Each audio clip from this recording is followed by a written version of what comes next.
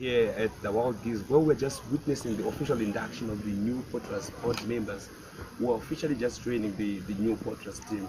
Quickly on my left is the acting DG, Mr. Baxton Sirewende, as well, joined with them by his left side as well is Mr. Kumalo, who is also the chairman of the Potraz board. Gentlemen, thank you so much for taking your time to join us here.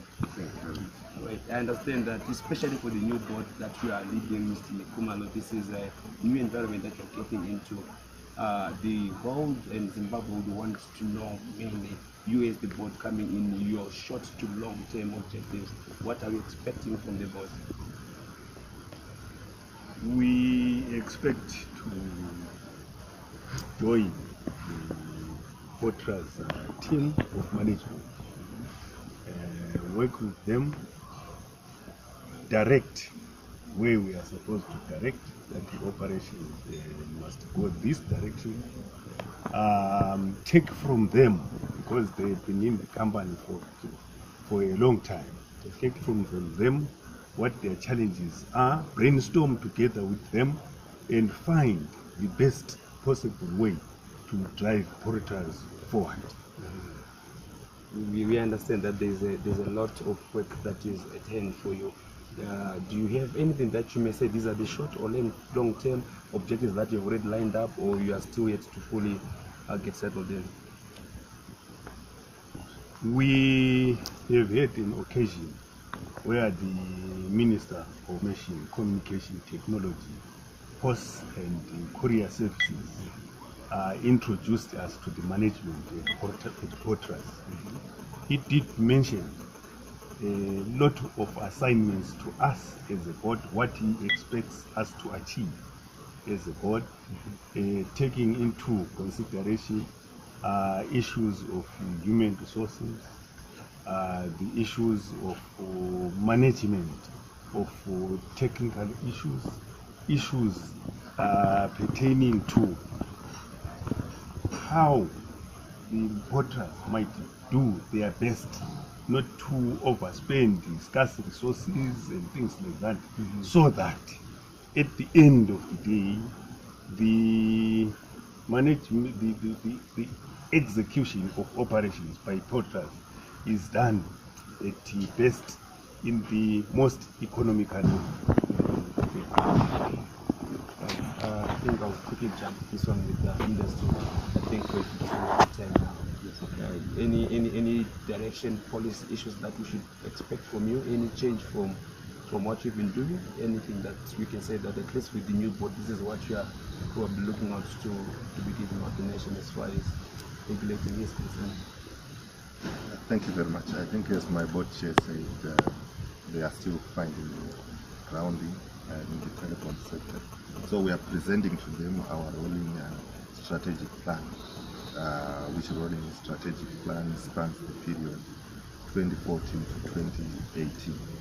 We recently reviewed that plan in October last year, and we've got new outputs for this year. So that's part of what we present what we thought and the vision that we have for the organization. But really, the board has got new energy, has got new wisdom, and has got a new way of doing things. So we just present as management, and we also hear from them how they would want us to move forward. But as for our priorities, I think consumers are a key priority, and an enabling environment is a key priority. So we are looking at modernizing the environment so that it is more amenable to innovation, and there is enhanced growth in the sector.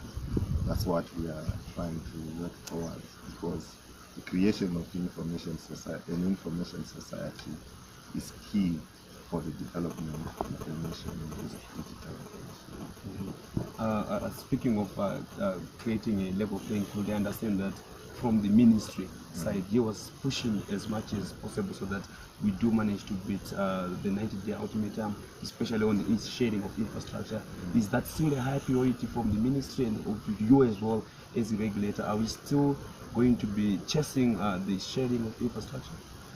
Yes, to us it's a key priority. It certainly doesn't make sense to have 3 towers within a radius of 50 meters. And yet a tower can carry all the infrastructure that we deploy. The question is, who is carrying that cost? It doesn't make sense to have 3 trenches being dug on the way to Blawa. Who is carrying that cost? Obviously is the consumer. So our view is that infrastructure sharing remains a priority. Only that the process of coming up with regulation is a drawn-out process. The document came from us as the draft regulations, went to the minister's office. The minister has to look at it, and then lift it and take it to the Attorney General's office. So it's a bit long drawn out, but we are hopeful. Do we have a time frame? I understand there's been a bit of resistance with Econet pulling out of the discussion and all that. Do you have a time frame that we can expect the whole infrastructure sharing process to have been completed? I must say, for the process that